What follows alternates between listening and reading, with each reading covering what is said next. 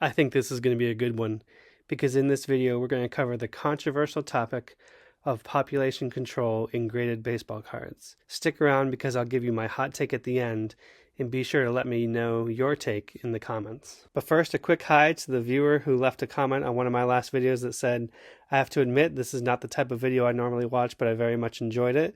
Thank you so much, and if you guys can like the video and then subscribe, more people will see it and have a chance to see some of the cool content that we have today. But let's get right into it. I had done a number of videos about the most valuable baseball cards from certain eras. This is an example from the 1990s with a Derek Jeter card. I've used PSA 9 or PSA 10 pricing. It's just a quick way to rank the cards, but I also show how often the cards got a PSA 10. So for this 1993 Topps Derek Jeter, there's 54,000 cards graded by PSA. 3,700 of them have been graded a 10. So that's a 7% gem rate or a PSA 10 rate. Now this is the card that kind of got me started on this. So when I did the most valuable 1980s cards, 1980 Topps Rickey Henderson rookie card, worth $144,000 for a card in the 80s is amazing. And that's because 43,000 of these have been graded and only 25 have come back at a 10.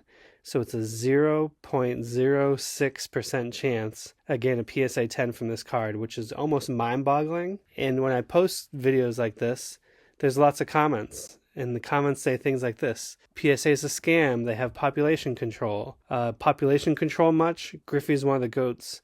PSA does population control. They're just grading cards to create a population report that favors them. They limit the number of PSA 10s.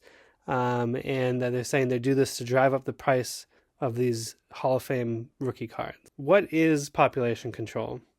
Well, it's a belief that if we submit a gem mint card to PSA of some of these iconic cards like the Rickey Henderson or a Derek Jeter rookie card and so forth, that even though it's in perfect condition, PSA won't give it a 10 because they're trying to have an artificially low population of PSA 10s for these key cards to drive up the card values.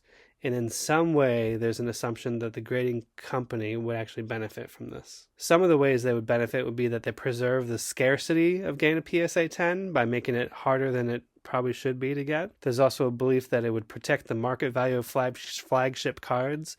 So if that Rickey Henderson rookie card wasn't worth six figures, maybe there wouldn't be as much interest in baseball cards overall. And there's even some theories that this would encourage repeat submissions, which is if I knew it was a 10 and it comes back a 9, I'm going to crack it open, submit it again, hope to get the 10 this time, and they get twice as many grading fees. But when I think through this, and if I owned PSA, it's hard to really see this align with their incentives. So obviously their incentive is that they should be the grading standard that is unbiased. It doesn't matter what the value of the card is, who it is.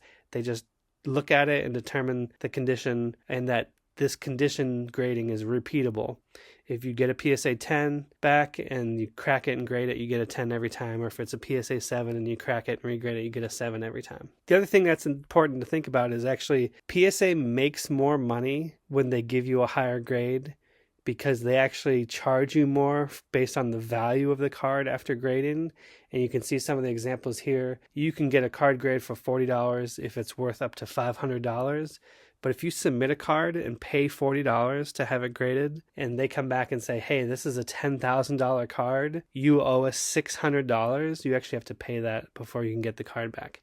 I'm not a big fan of that. I don't think that they should be charging you more based on the card's value. It's the same amount of work, but we'll save that for another video. But it is important to show that, like, actually, if PSA gave everybody's cards PSA 10 grades, in theory, in the short term at least, they would make more money up front. And then ultimately, PSA's business relies on customers trusting their grades. And if you don't trust their grades, they're just not going to return. So in many ways, artificial population control will just erode this trust and make people not use them.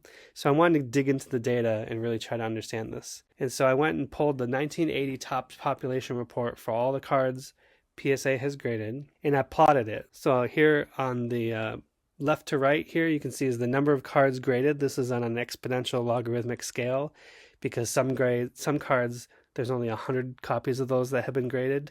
And then when you get down to this Rickey Henderson I think there's 40,000 of them that have been graded. So that's why it's an exponential scale. But on the y-axis here is the average grade. And you can see for the 1980s Topps cards, I was actually surprised by this.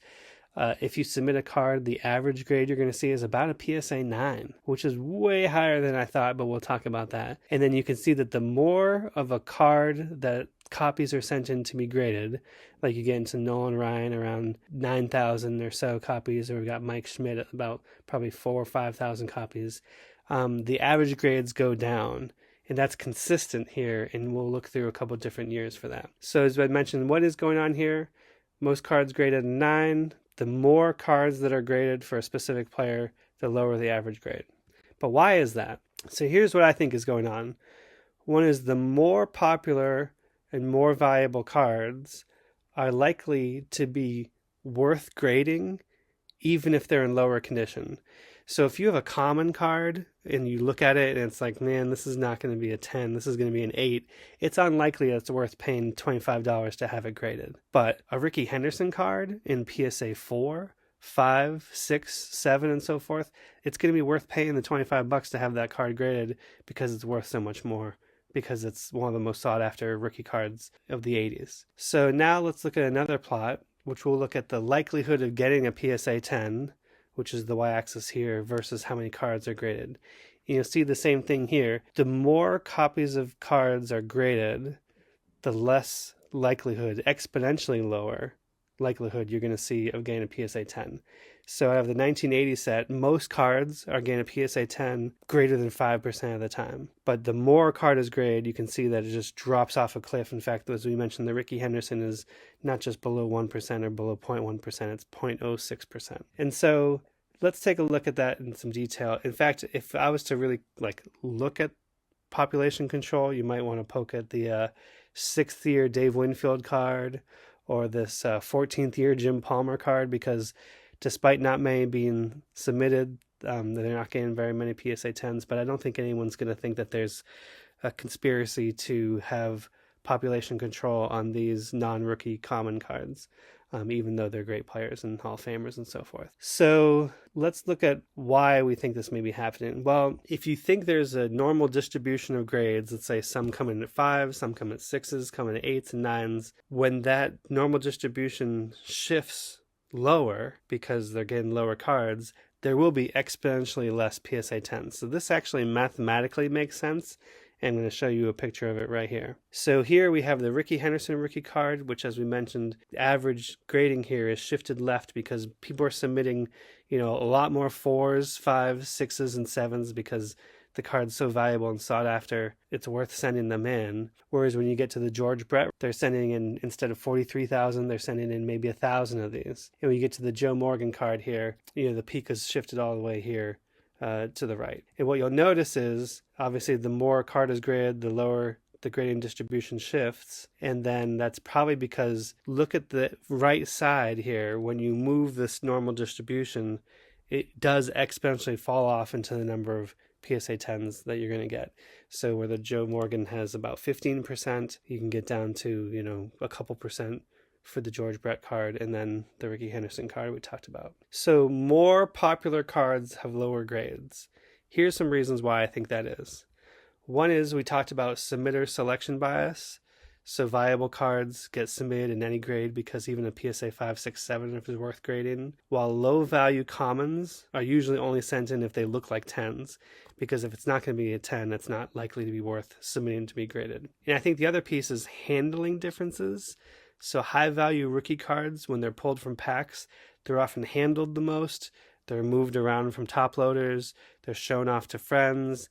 And then decades later, when they get graded, they've probably had a little more wear and tear, while commons might be staying untouched in factory sets for these decades and not being shown off as much. So I do think there's some wear and tear differences on these. And so we looked at the population report here for 1980s Topps, and I think everything looks in line here. I just want to show you that I looked at it for the 1968 Topps population report, in part because the Nolan Ryan rookie card is also one of those cards that has a very low likelihood of getting a PSA 10.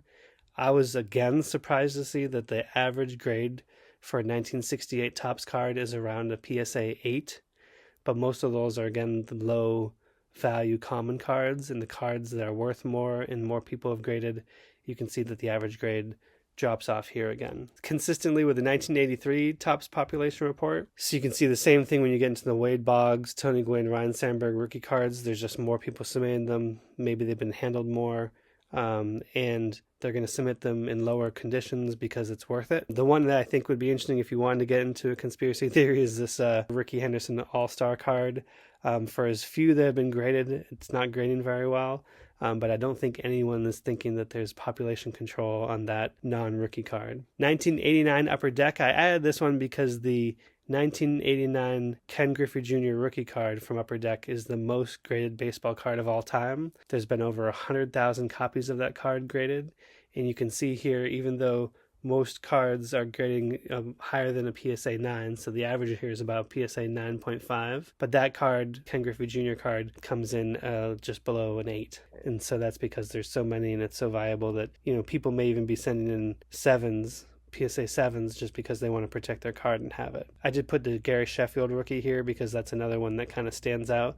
But again, I don't think there's any belief that there's population control on that card. So I want to show you the 1993 SP population report because the Derek Jeter rookie card in SP foil is notoriously hard to get a PSA 10.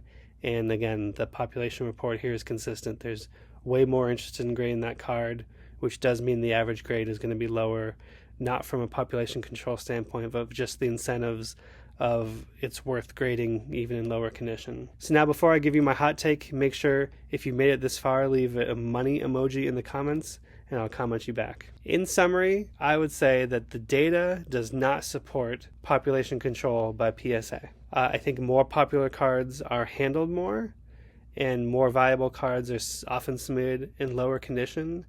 There's no inconsistencies in the data that I just showed you. These seem to fall in line with typical distributions and the shifting of a distribution based on these factors here below. That's why you're going to get less likely a % chance of PSA 10s. And so that's my take on it. Let me know your take in the comments. Make sure you watch one of these videos next because YouTube says you're going to love it. And if you're looking to control your own population of baseball cards, look at our guides below because they'll help you find the most valuable Topps cards from the 70s and 80s. So if you're looking to cash in on your collection or if you're going to send them in for grading, these are the cards you're going to want to get.